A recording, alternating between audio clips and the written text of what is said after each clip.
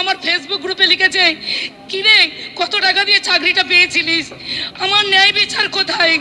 আমি সুপ্রিম কোর্টে গিয়েছিলাম আমার ন্যায় বিচার দেওয়ার জন্য। আমি ন্যায় বিচার চাইছি মাননীয় মুখ্যমন্ত্রীর কাছে, আমার ন্যায় বিচার চাইছি। আপনি যেভাবেই হোক, যে করেই হোক আমাদের ন্যায় বিচার পাইয়ে দিন, আমরা নইলে মারা পড়বো।